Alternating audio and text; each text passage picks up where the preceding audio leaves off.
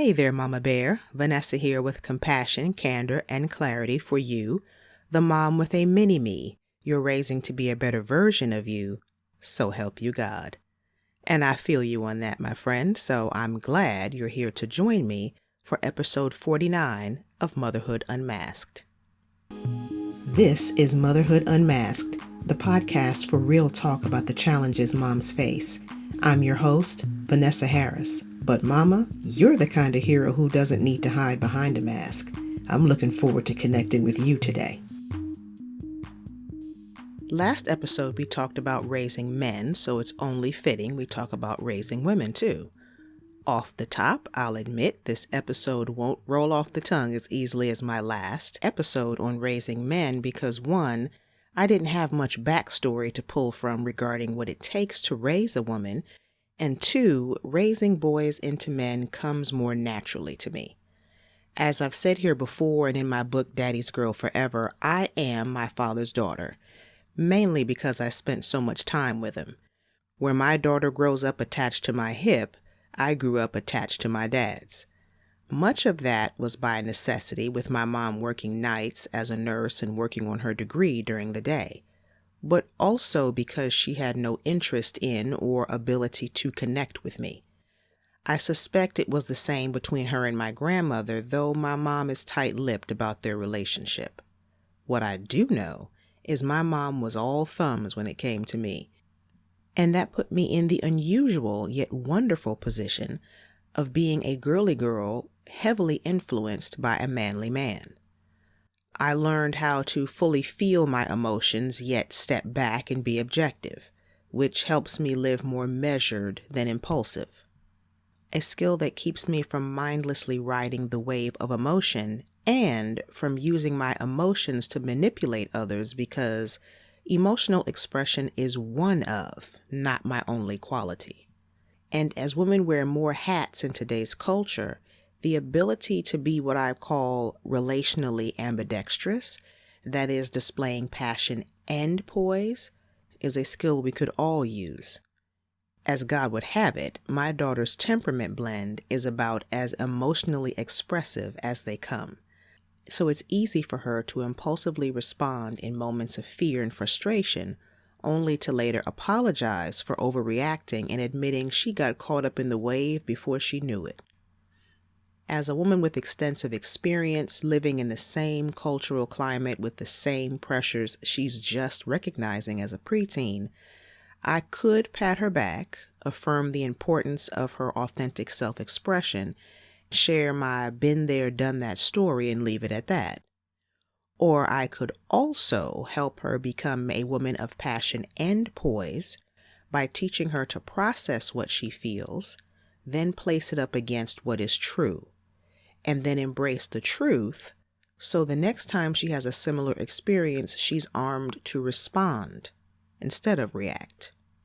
I opt for the combo, but real talk, it's not an easy teach when your daughter's navigating hormone surges in the company of other girls doing the same, in an emotionally charged society where saying whatever, whenever, however is the norm, on top of recovering from your own mother-daughter dynamic. But the woman you're raising to impact nations is a woman who is measured. She knows how to be informed by her emotions without being hostage to them. She's like an Esther, who, though afraid for her life and those of her people, saved a nation through strategy, not a downward emotional spiral. And this is by no means an attack on the female makeup. I love how fluid women are in our speech and our ability to navigate one emotion to the next. But I think it's a mistake and an insult to define female by it. We're more layered than that.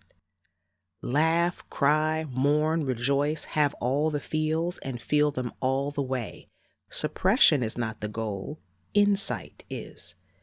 What am I feeling? What's underneath it? Why now? And what do I do with it? These are questions that take a superpower like emotional accessibility and makes it serve you well. Growing up, my mom was present in my life but inaccessible. Was I hurt? Yes. Did I have to piece together womanhood by observing women from a distance? Yes. Is that a reality I had to mourn? Yes, indeed, and still do. Did it leave me feeling ill-equipped to raise my daughter? You bet.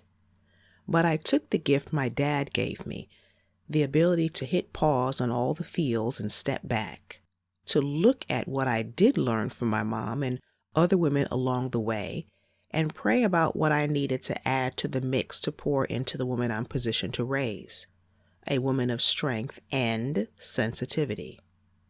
Do my daughter and I end up a puddle of emotion sometimes? Absolutely. But we come together and gather the takeaways from the meltdown, leaving us more confident than chaotic for the next time we're overcome with emotion. And it took a lot to get me from the girl emotionally neglected by her mom to the mom invested in her little girl.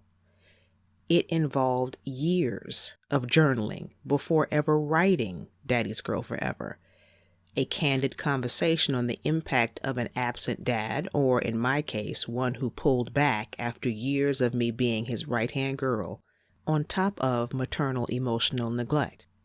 I'm still working through it now in counseling. So it's no wonder when God called me to write the book, He said He wanted to talk to His girls as daughters before talking to them as mothers. Maybe you didn't grow up in the concoction I did, but you have your own childhood baggage to unpack because raising women is no joke. You need to be whole to do it well because raising a girl will expose the brokenness of the little girl in you. If you can use a journal to do your own processing, I created a beautiful paperback one with Bible verses and affirmations at the bottom of each page.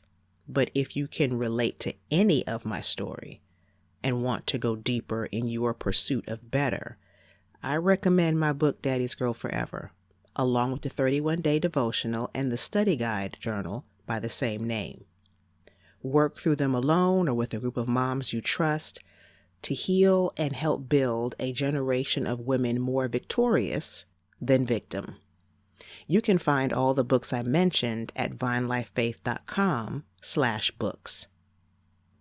And that brings us to the segment of the show called Homework, the work a woman does to build her home and family. This week's homework is to step back and consider, are you raising your daughter to be poised or a perpetual puddle on the floor constantly needing caution cones?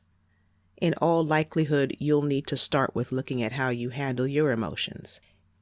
If your daughter's like mine, she's a sponge soaking up everything she watches you do, whether she likes it or not.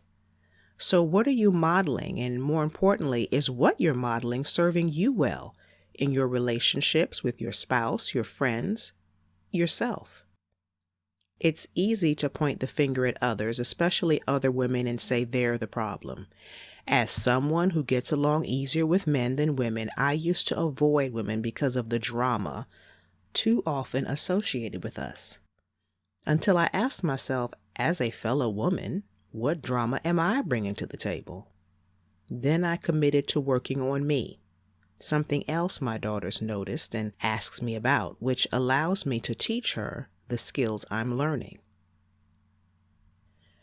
Well, what an episode. I promise real talk on this podcast, and I hope this conversation is food for thought on what's involved in raising a remarkable woman. But I know I'm not the only one with wisdom to share on raising men or raising women, so I'd love to hear from you on Instagram at Motherhood Unmasked Podcast. Thanks for joining me today. It's a pleasure to be in your corner. And I'd love for you to come back next time for the Season 5 finale. But in the meantime, please remember, when it comes to you being the mother of your children, you are the woman for the job. Take care. Motherhood Unmasked is sponsored by Vine Life Faith, where we're breaking negative cycles and building healthy community through connection with Christ. vinelifefaith.com.